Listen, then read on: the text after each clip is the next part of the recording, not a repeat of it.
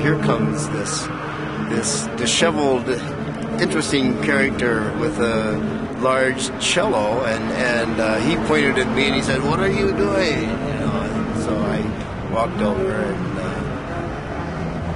we started talking, and certainly politically we're in tune. That's for sure. And but more than that, I really sensed a sincerity about Eli, and very deep. He's a good human being. A very deep quality about him that I like. I think his life is here in Salt Lake City, and he lives for his music. He played for me in front of the theater where he usually plays on in the evenings. It was beautiful. It was beautiful. We're in Salt Lake City. I've been here for 12 years. I came here to build violins, or just to learn violin making, and then build violins. And I kind of went back to music 7 years ago, and I've been relieved, tremendously relieved, to be back doing what I'm supposed to do, which is to make a living playing music. Not to play music, but to make a living playing music. It's really an important distinction. If I'm not making a living at it, it means nothing at all. I may as well be dead. I have no interest in music aside from making a living at it. It might seem mercenary or shallow, but that's the way it is. Maybe I'm a bad person. Maybe I'm a shallow person. Probably am. What's the difference anyway? What's the difference whether I'm shallow or not, or deep or not? I am what I am. That's my nature, whatever it is. Anyway, I'm glad I built violins. So it enriched my life. We don't always want to enrich our lives. Sometimes we just want to live, be what we're meant to do. We don't always want to have to be enriched. That's human, right? That's human, just to live. Okay. This is the violin school in Salt Lake City. It's probably the best violin making school in the country. It's the first one in any case. Peter Prier, who owns this school, he's the director of the school. A great man, great violin maker, and he trained most of America's violin makers. Probably most of the people working now were trained by Pete. The violin school is an apprenticeship system. You pay, you build his product, which he sells and keeps the money. It's amazing. What a deal.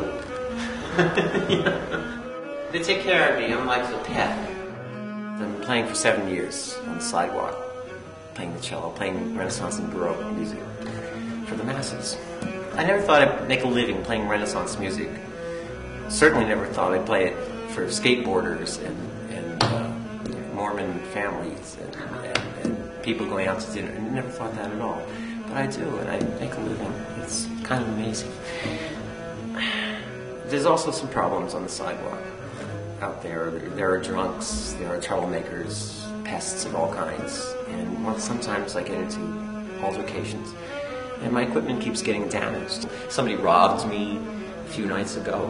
I'm playing this music and I'm trying to make people happy. And somebody comes over and starts haranguing me. And then they reach in and grab out a $5 bill and start running. And I grab them, give it back, and I'm fighting with them. Meanwhile, I'm holding my cello. This 200-year-old cello in my chin. And I'm meanwhile fighting with this person. And the thing is cranking. And then suddenly the rib splits, and I don't care because I want that $5. Never mind, the repair is going to be $700. It doesn't matter to me. I want that $5 bill back. No one's going to take $5, which I busted my butt for. I'm nuts. I'm a maniac. And so they lent me this cello.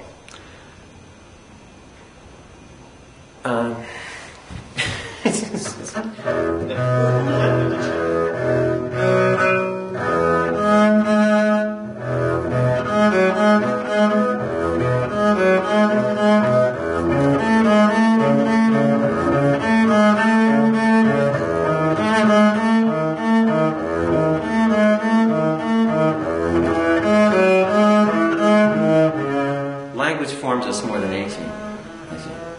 Music is a language. It patterns our brains. Ideas. Music is ideas.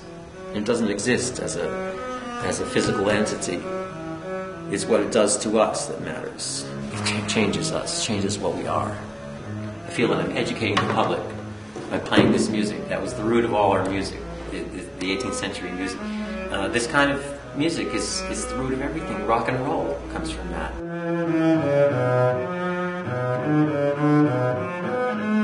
The idea of dominant harmony. You have a home chord, central point. All the different points around that central point have different forces of gravity toward the central point. And the skill of the composer is to keep you away from the central point as long as possible and cleverly bring you back, surprisingly, at the last minute, before it's too late, before disaster strikes. That's the cleverness of the Western composer. It creates tension, tension, tension, tension, and then, oh, we're home. Before we know it, we're home. That's the cleverness of our culture.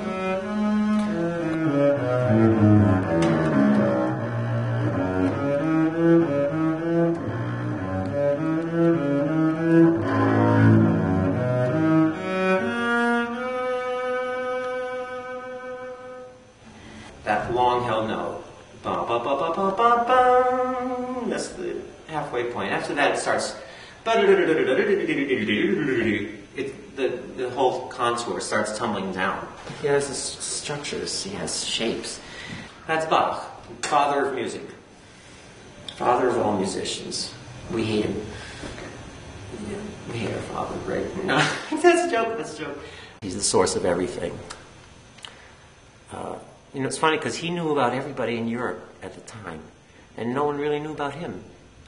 He was amazing. People ask me all the time, play something good. And I say, I don't do good, I do real. It might be bad, but it's real, it's heartfelt. I'm not the best musician, but I'm a musician. I had to learn to build violins right. I really had to get that training. I was already doing that work back home in New York. And when I came here, and I got some of that training, and I got more of that training, and I looked at the other people who were getting that training, and I realized that I was not meant to get that training.